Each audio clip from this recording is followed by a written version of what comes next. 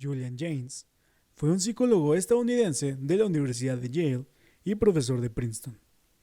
Realizó amplios estudios sobre la conciencia y su aparición en la sociedad, los cuales planeó publicar en 5 libros. Sin embargo, solo aparecieron 3, integrados en un único volumen: El origen de la conciencia en la ruptura de la mente bicameral. Desde su aparición, no dejó de levantar controversia en el mundo científico y académico.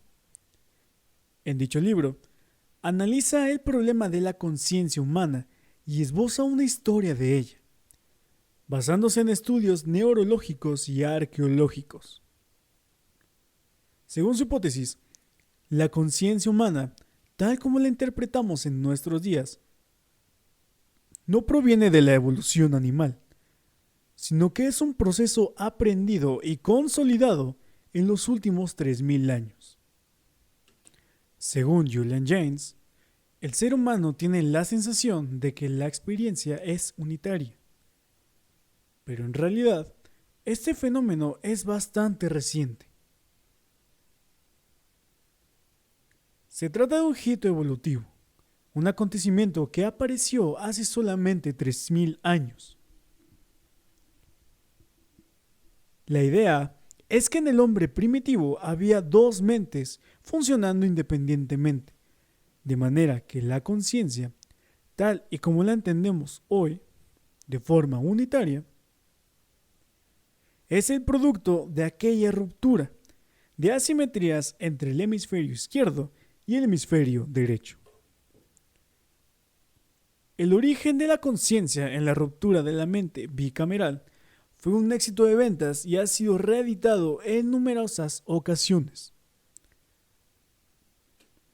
Siempre que se hace reflexión con respecto a la prehistoria de un pueblo, se analizan circunstancias tales como la organización económica, social, política, religiosa, así como a sus manifestaciones culturales, dependiendo de los hallazgos con los que se cuenta para poder apreciar y reconstruir.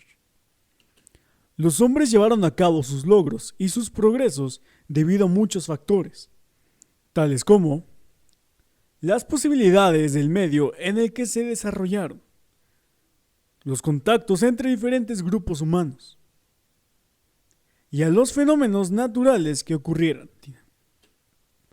A todo lo anterior debemos agregar un factor de aparición paulatina: la conciencia. Y por lo tanto, una consideración acerca de la naturaleza humana de los individuos, que fueron los actores de este momento histórico. La evolución de la conciencia humana nos enseña que nuestro concepto del mundo real se ha ido modificando a lo largo de la historia. Y con ello, nuestra forma de pensar, que es el reducto último a partir del cual la conducta humana se hace presente. Los hombres primitivos vivían en una realidad donde no había subjetividad. No existía advertencia total de la percepción del mundo. No había espacio mental para introspecciones, la planeación, la voluntad. Y la iniciativa se organizaban sin la intervención de la conciencia. Hablamos entonces de un tipo diferente de naturaleza humana en el hombre antiguo, en la que la conciencia era una forma de control social que permitió a la especie humana evolucionar de pequeños grupos de cazadores, recolectores, hasta llegar a construir grandes comunidades agrícolas. El yo viene entonces a ser una estructura mental conquistada a través de la evolución cultural. La conciencia, con sus dioses controladores, evolucionó a una etapa final en el desarrollo del lenguaje. Y en este desarrollo encontramos el origen de la civilización y la individualidad. La forma contemporánea de entender a la mente y a la conciencia es como una imagen especular o una analogía de lo que llamamos el mundo real.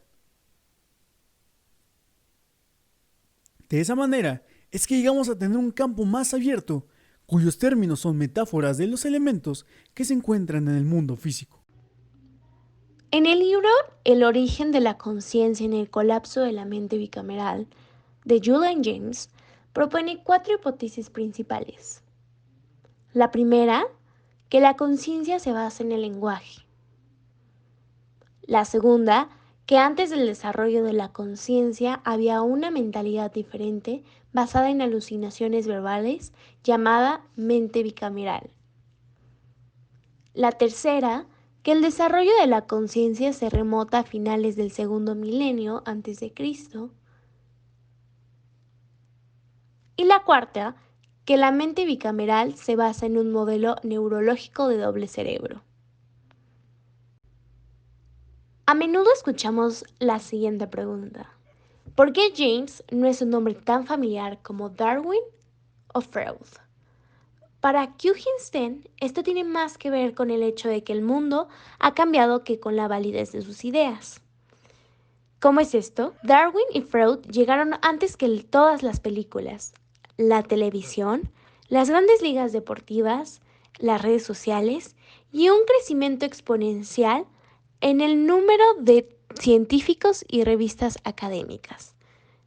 Por otra parte, los científicos contemporáneos rara vez son bien conocidos fuera de la academia, y Einstein fue probablemente el último científico verdaderamente famoso. Por otro lado, Carl Sagan era bien conocido por el público en general, pero como portavoz de la ciencia, y no por su trabajo científico.